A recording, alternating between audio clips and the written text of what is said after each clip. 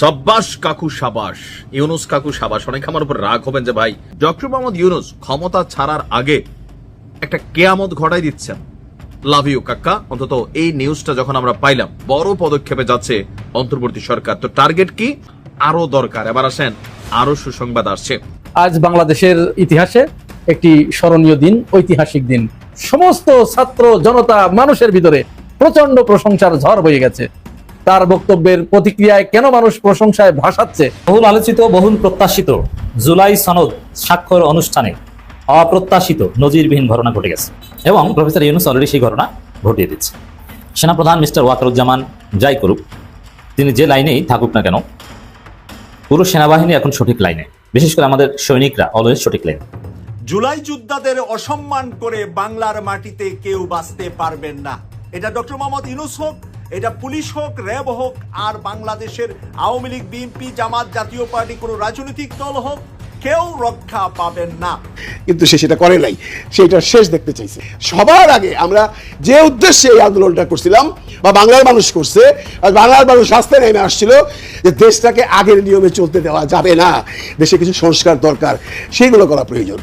সেনাপ্রধান ওয়াকারুজ্জামান সহ সেনাবাহিনীর খুন গুমের সাথে জড়িত সেনাবাহিনীর অফিসারদেরকে হুঁশিয়ার করলেন জাতিসংঘের মানবাধিকার কমিশনের চেয়ারম্যান বলকান। প্রফেসর ইউনুসের বিরাট ঘোষণা, প্রত্যাশা অনেকটা অবাক করা। আজকে শুধু অনুষ্ঠান না, সারা জাতি এটা থেকে অনুপ্রাণিত হবে, নতুন পথের দিশা পাবে যে আমরা ছোট জাতি না, কারো দয়া দাক্ষিণ্যে বেঁচে থাকার জাতি না, আমরা কারো কথার তলে থাকি না, আমরা আমাদের মতো চলি, মাথা উঁচু করে চলি এবং সারা দুনিয়াতে আমরা মাথা উঁচু করে চলবো। খুব বড় একটা স্বপ্ন দেখাইছে আমাদেরকে ডক্টর ইউনুস। এখানে ইয়াংদের নিয়ে কথা বলা হয়েছে, যুবকদের নিয়ে কথা বলা হয়েছে এবং এমন কথাও বলা হয়েছে আমাদের এই যুবকদেরকে বিদেশিরা চায়। সেনাপ্রধান ওয়াকারুজ্জামান সহ সেনাবাহিনীর খুন গুমের সাথে জড়িত সেনাবাহিনীর অফিসারদেরকে হুঁশিয়ার করলেন জাতিসংঘের মানবাধিকার কমিশনের চেয়ারম্যান বলকান তুর্ক।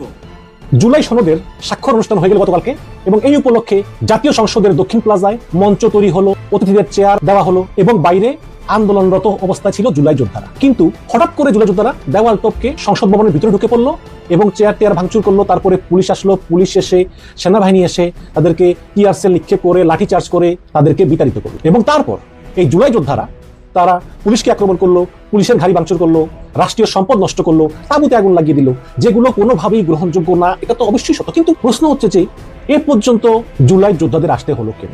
অর্থাৎ জুলাই বিপ্লবীদের রক্তের উপর দিয়ে আবার জুলাই সনদ স্বাক্ষরিত হলো, এমনটা কিন্তু আমরা বলতে পারি।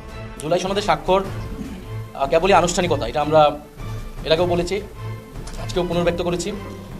যদি এর কোনো আইনি ভিত্তি না হয়, এটি এর মূল্য, এর কোনো অর্থ তৈরি হবে না। ফলে আমরা এই আনুষ্ঠানিকতায় অংশ নিইনি, এবং যদি এর আইনি ভিত্তি তৈরি না হয়, এটার কেবল আনুষ্ঠানিকতাও থাকবে না, এটি একটি গণপ্রতারণা এবং জাতির সাথে একটি প্রহসন হবে। কিন্তু দেখছি কোন রাজনৈতিক দল কতটুকু করতে পারছে, কোন রাজনৈতিক দল হাসিনার একটা চুল পাকা করতে পারছে কিনা, পারছে এই ছেলেগুলা, পারছে নাহিদ, সার্জিস, এরা। আজকে ওদেরকে ছাড়াই আপনারা ডক্টর মোহাম্মদ ইউনুস কতটা ভয়ঙ্কর খেলোয়াড়, কতটা চাঞ্চল্যকর খেলোয়াড়, আজকের এই ভিডিওটি সম্পূর্ণ দেখলেই বুঝতে পারবেন। আজকের এই ভিডিওতে ডক্টর মোহাম্মদ ইউনুসের ভয়ঙ্কর তথ্যগুলো আমি জানাবো। আশা রাখবো সম্পূর্ণ ভিডিওটি দেখবেন, সাথেই থাকবেন। বেশি কথা না বাড়িয়ে বিস্তারিত ভিডিওতে নিয়ে যাব। তার আগে রিকোয়েস্ট, যারা 1 থেকে 2 মিনিটের ভিতরে লাইভ নিউজ দেখতে ভালোবাসেন, চ্যানেলটি সাবস্ক্রাইব করে পাশে থাকা বেল আইকনে বাজিয়ে রাখবেন। ডক্টর মোহাম্মদ ইউনুস বর্তমানে বাংলাদেশের 18 কোটি মানুষের আস্থা এবং ভরসা বলেই চলে। বাংলাদেশের সকল মানুষের কিন্তু মন জয় করে নিয়েছে ডক্টর মোহাম্মদ ইউনুস। বাংলাদেশকে অস্থিতিশীল করার জন্য কিন্তু আওয়ামী লীগ শুরু করে দিয়েছে বাংলাদেশের তাণ্ডব। এই তাণ্ডব সামলে নিয়েছে কিন্তু ডক্টর মোহাম্মদ ইউনুস। যে কোনো মুহূর্তে কিন্তু ঘটিয়ে দিবে ভয়ঙ্কর তথ্য, যে কোনো মুহূর্তে চলে আসতে পারে গণমাধ্যমে। ডক্টর মোহাম্মদ ইউনুস আরো 5টি বছর ক্ষমতায় থাকতে পারে। যদি ডক্টর মোহাম্মদ ইউনুস আরো 5টি বছর ক্ষমতায় থাকে, তাহলে বাংলাদেশের মানুষ তাকে কিভাবে গ্রহণ করবে, কতটা স্বস্তির বোধ করবে, আপনারা অবশ্যই কমেন্ট করবেন। আজকের মতন এই পর্যন্তই, দেখা হচ্ছে পরবর্তী কোনো ভিডিও নিয়ে। সেই পর্যন্ত ভালো থাকুন, সুস্থ থাকুন, দেখতে থাকুন ভিডিওগুলো। আল্লাহ হাফেজ।